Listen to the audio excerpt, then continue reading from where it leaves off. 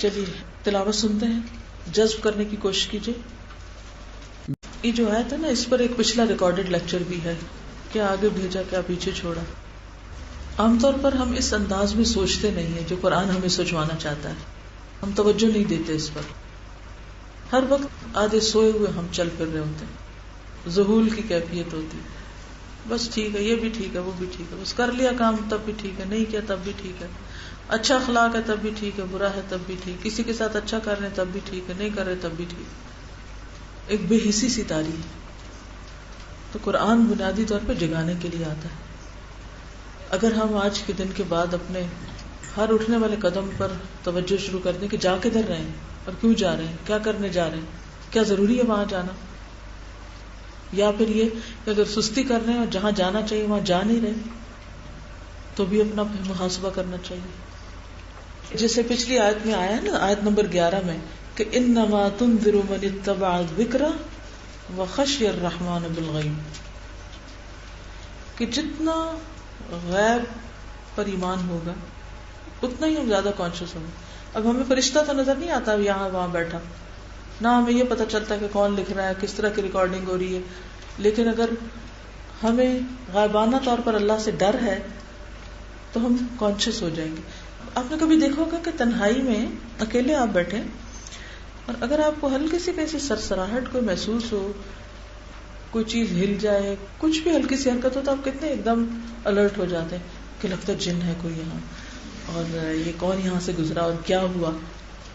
جنوں سے اتنا ڈرتے ہیں اور فرشتوں کا کوئی ڈر نہیں کہ وہ تو ہیں ہی. جن تو پتہ نہیں تھا بھی یہاں کہ نہیں, لیکن فرشتے تو ہیں, آلریڈی ہیں, میں اکیلی تھوڑی ہوں. لیکن یہ احساس ہم میں بہت کم آتا ہے کہ میری ریکارڈنگ ہو رہی. جب ویسے کوئی دنیا میں ریکارڈ کرے, ہمارے کوئی تصویر بنانے لگے, تو ہم کتنے کانشیس فوراً اپنے آپ کو ٹھیک کرنے لگتے ہیں کہ یہ میرے آثار رہ جائیں گے اور لوگ دیکھیں گے تو میں کیا لگوں گی. یعنی بعض اوقات انسان کا ایک عمل لاکھوں میں ملٹی پلائی ہو جاتا ہے جب وہ دوسروں کے سامنے اچھے یا برے شکل میں آتا ہے, اور اس سب کا بھی ذمہ دار وہ خود ہو جاتا ہے. جیسے وہ حدیث میں آتا ہے نا کہ من سن سنتا حسنتا, کہ جس نے اسلام میں کوئی نیک طریقہ جاری کیا اس کے لیے اس کا اجر بھی ہے, وہ طریقہ شروع کرنے کا, اور اس کا بھی جو اس کے بعد اس پر عمل کرے گا, بغیر اس کے کہ ان میں سے کسی کے اجر میں کوئی کمی ہو. اور جس نے کوئی برا طریقہ جاری کیا, یعنی بری مثال بنا لوگوں کے سامنے, اس پر اس کے اپنے گناہ کا بھی بوجھ ہوگا اور اس کا بھی جو اس کے بعد اس پر عمل کرے گا, بغیر اس کے کہ ان میں سے کسی کے بوجھ میں کوئی کمی ہو.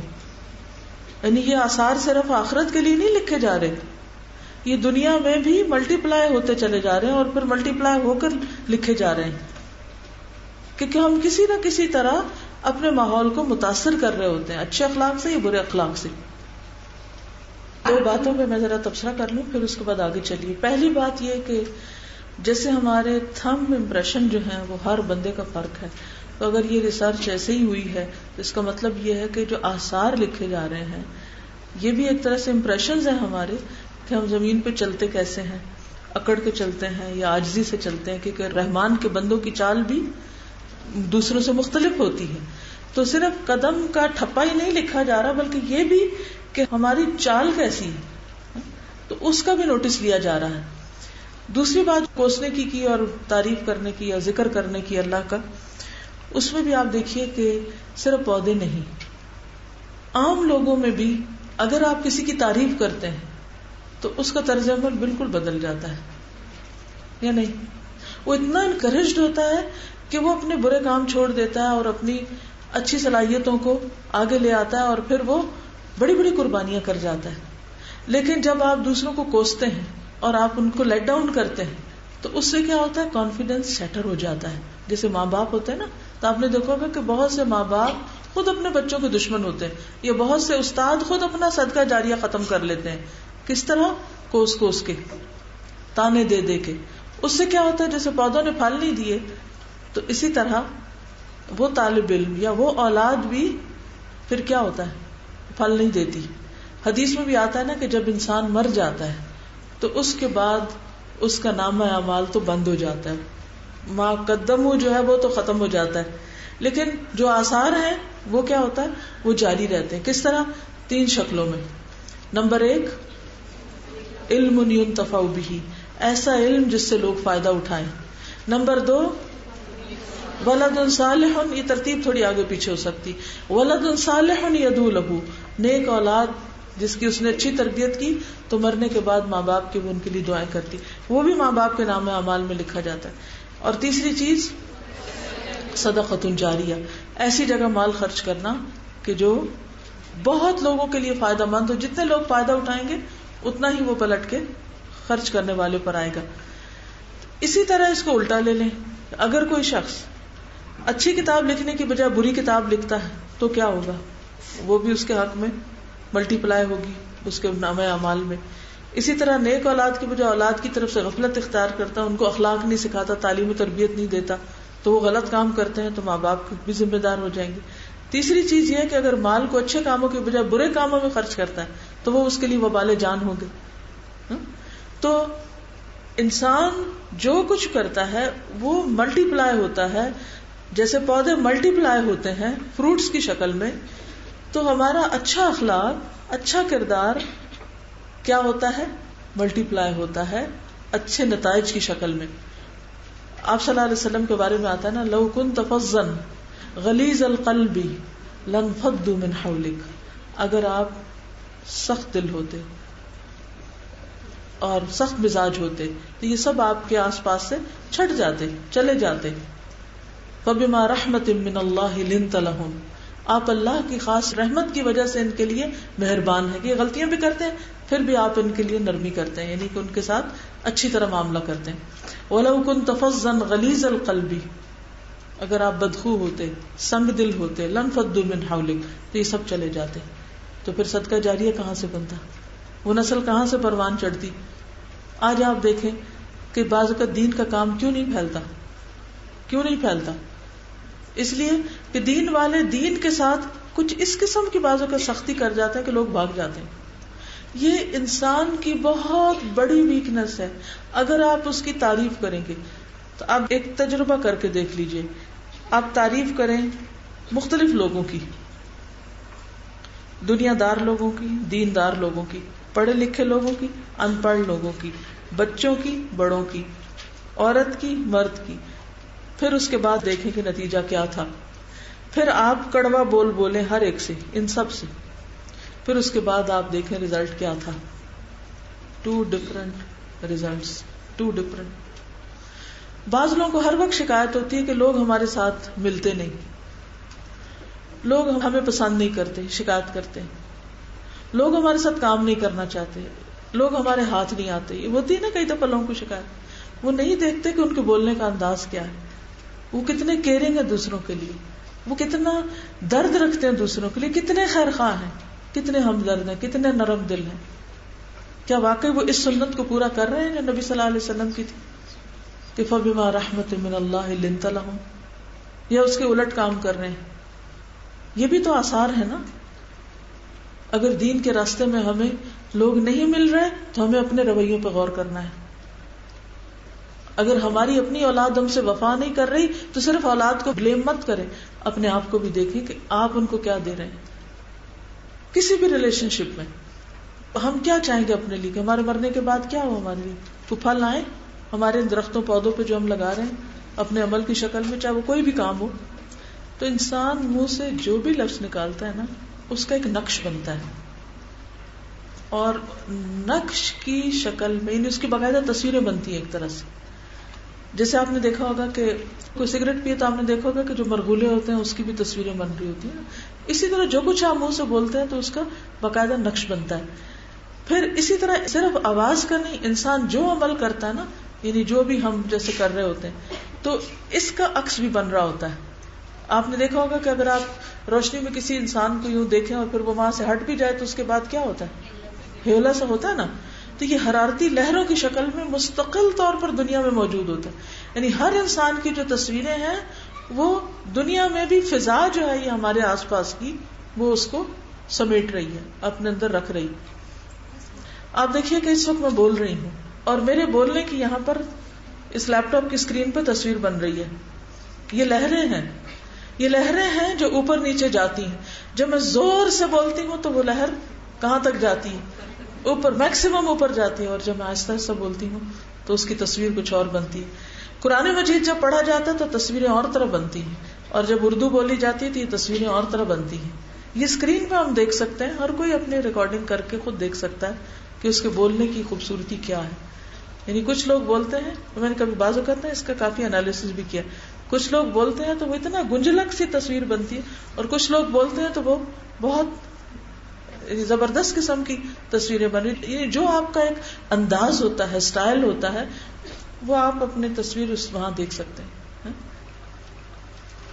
اور یہ جو امام مبین کی بات کی نا، تو اس کے بارے میں بھی مختلف آراء ہیں. بعض کہتے ہیں اس سے مراد لوح محفوظ ہے، جس میں اللہ نے جب قلم پیدا کیا تو اس وقت جو کچھ لکھا گیا اور جو کچھ آئندہ ہمیشہ کے لیے لکھا جائے گا.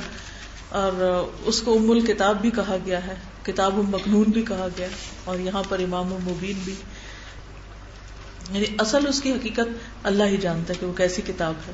لیکن اگر سوچنے لگے تو واقعی کوئی بہت ہیوج چیز ہے کہ جس کے بارے میں جب میں لوح محفوظ کا لفظ بھی میں کبھی پڑھتی یا سنتی ہوں تو ایک عجیب فیلنگ ہوتی ہے.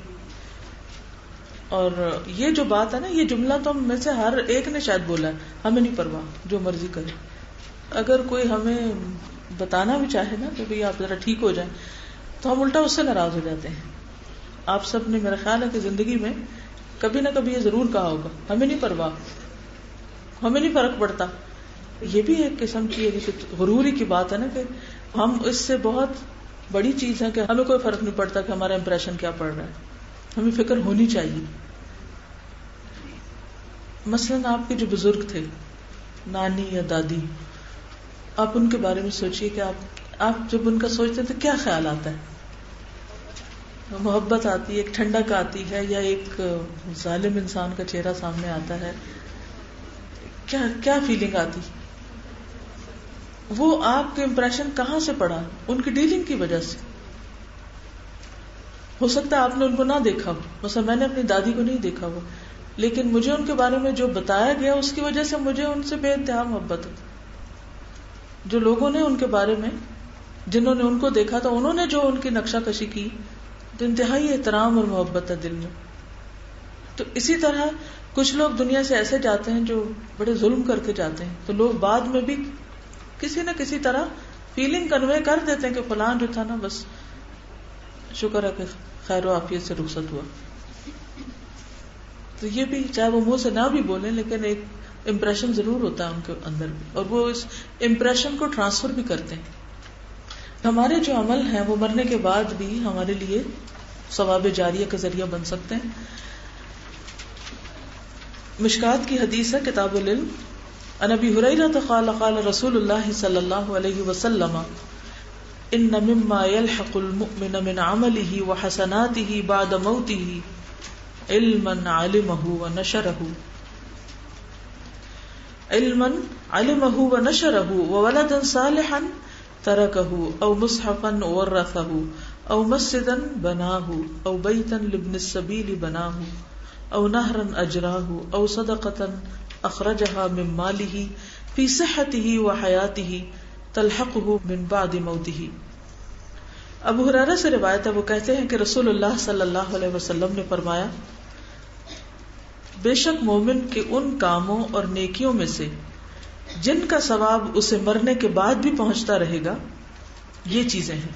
نمبر 1، وہ علم جس کو اس نے سیکھ کر پھیلایا، پہلے خود سیکھا پھر اوروں کو بتایا.